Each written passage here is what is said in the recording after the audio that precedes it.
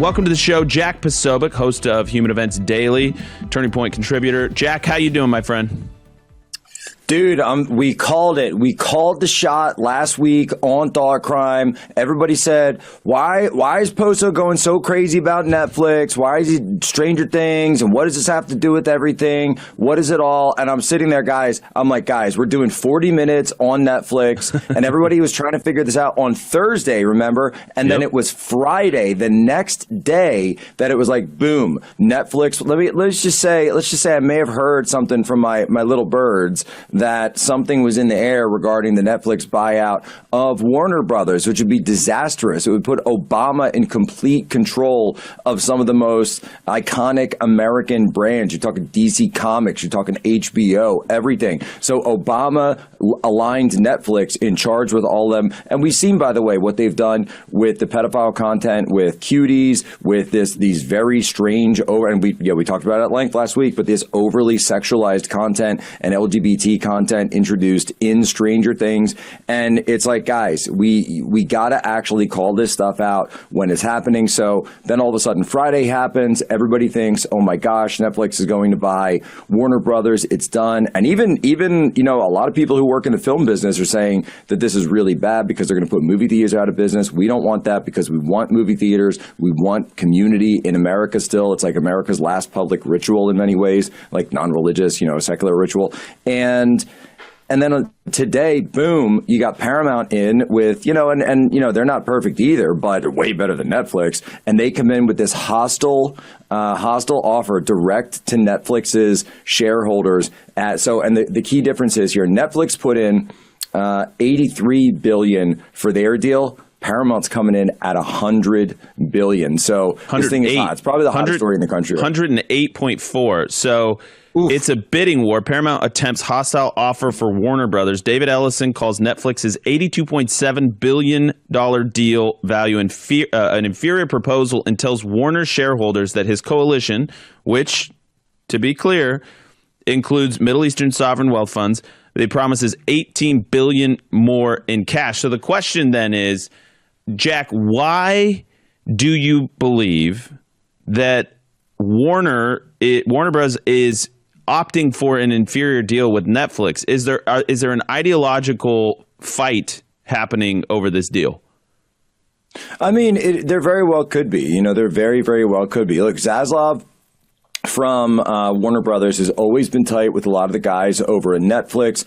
And look at it. You talk to ideology, right? The ideology that we've seen for so many of these executives is far left. And who is on the board of Netflix right now? Susan Rice. She was there from 2018 to about 2021. Then they signed a huge deal with Barack Obama, Michelle Obama. They're going to be putting their content on Netflix and have continued to put their content. So then Susan Rice leaves. She goes to the Biden administration until about 2023. She comes back to Netflix, and immediately after coming back to Netflix, Susan Rice and Netflix announced what? Oh, another huge expanded deal with the Obama family. This reminds me, by the way, Andrew, very much of the way that the NFL signed their Super Bowl deal with Jay-Z, and they gave over the halftime show to Jay-Z. And of course, Turning Point USA is very smartly, I think, responding back in kind there. And so you've got this situation where the audience doesn't want this stuff. The audience doesn't want wokeness. And in fact, we just saw a new study by GLAAD, of all people. I can't believe I'm citing GLAAD, the Gay and Lesbian Alliance, but they're saying that actually looking forward next year that LGBT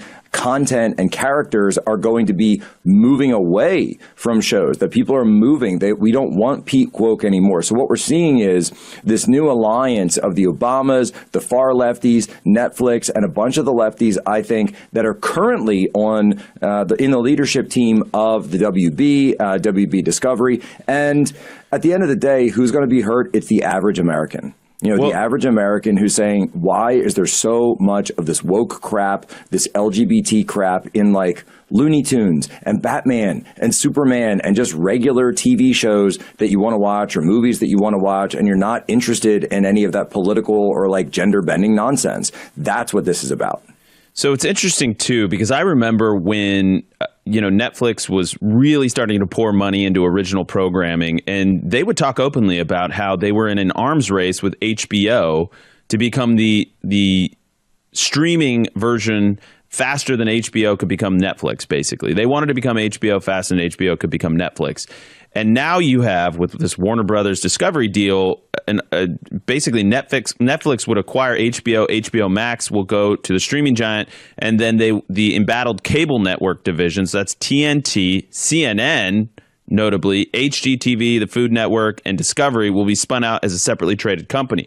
So what you have here behind the scenes is an ideological battle, because Oracle founder Larry Ellison, it's the son, right, of Larry Ellison, more conservative leaning, and they're worried about CNN as well. You've got to imagine that this is part of the calculus. They're worried that Paramount, that the Oracle founders would essentially turn CNN into a more conservative network. Meanwhile, Jack, just this morning, you have Trump, it was actually over the weekend, you have Trump was asked about this at the Kennedy Center event. Yeah, 116. Let's hear from President Trump here. 116. Should they be allowed to buy Warner Brothers? Should Netflix? Well, that's the question. They have a very big market share. And when they have Warner Brothers, that share goes up a lot. So I don't know. That's going to be for some economists to tell. And I'll be involved in that decision, too. So what's interesting about this is it comes off the heels this morning, Jack, of another Paramount property. CBS got into President Trump's ire, into his crosshairs, and it may have been a Truth Social. It may have been a Truth Social, yeah. And he was basically he's saying, Paramount's not much better. CBS isn't much better. Look, they've still got the 60 Minutes on. They're terrible. I want an apology from Leslie Stahl. What is that dynamic? Explain what you think and what you're seeing behind the scenes there. I mean, it's so clear, right? It's so clear what's going on, because President Trump knows that the administration has huge regulatory authority here. This is something where, now, obviously, the obvious antitrust problem is if Netflix buys HBO Max, right? So these are two of the biggest streamers, and one of the biggest streamers buys the other streamer. It would be like Coke buying Pepsi. And so you would this would create a monopoly problem. And Netflix is trying to explain this away. They're saying, no, you should consider us against all content out there. I mean, look at TikTok, look at, Rumble. They're trying to say that Netflix is comparable to that. And it's just obviously not true. It's just obviously not true. So it's huge antitrust problem there, which President Trump, of course, responded to on the floor of the Kennedy Center. He's on that step and repeat asking that question. But here's what's interesting is that he comes out this morning popping Paramount, saying like, hey guys, no free ride for you either, because I'm going to be watching you guys like a hawk. Because I have to look at the timing, but I'm sure that he probably heard that Paramount's hostile deal was coming in. And it also just broke that there was a secret meeting where the head of Netflix actually went over to the White House, and they did have a meeting and sat down in the Oval Office. That had never been reported. The White House didn't put that out because he was trying to make sure there were no regulatory hurdles. Now President Trump coming in saying, you know what, just because you guys want to come in, I know you got my son-in-law on board, but guess what? If you want there to be no issues with you, I want to see a little bit more fairness when it comes to CBS, when it comes to 60 Minutes, all of this. So, I mean, the ball's really in President Trump's court on a lot of this.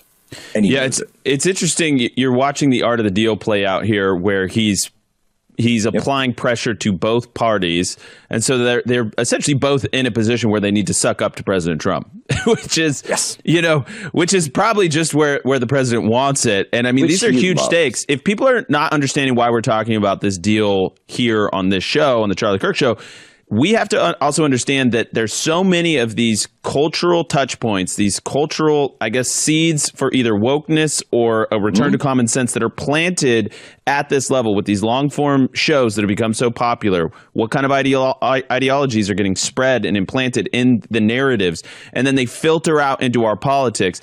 This kind of stuff, I would argue, is more important than about 98% of the other things we can talk about. Now, I would put birthright citizenship slightly more ahead of this, but there's very few issues that are truly this important that have such civilizational weight behind them. Blake, I don't know. Talking about. I just still think it's funny everyone obsesses. It's where we get it from. Yeah, go ahead, Blake. I just think it's very funny how much people care about TV. Yes, because people do. That's the point. That's the point we're making. Whether they do, yeah, they just do. Yeah, it's hugely important Michael in our studio goes, I care. Yes. Well, where do that's the people thing. get their worldview from, right? People aren't going to sit and you talk about birthright citizenship, right? People aren't sitting around and reading Supreme Court rulings. They're watching Netflix miniseries, right? But they will watch a Netflix miniseries on it, or they will sit down and watch whatever HBO's got on it. So that's why it's important. It's because that's where people get their story of the world, their story of who we are, their story of who they are. It's where they get their views on religion. It's where and by the way, and studies have shown, go look at Marshall McLuhan talking about this in the 60s, that people have gotten their worldview from mass media since the 1950s on. This started with radio, then it moved to television, and today streaming is just the newest iteration of that, sort of streaming plus social media. So if you're not paying attention to who's in control of this, then you're not paying attention to who's in control of the minds of the masses. And that's what this is about. For full shows, live and on demand, it's Salem News Channel.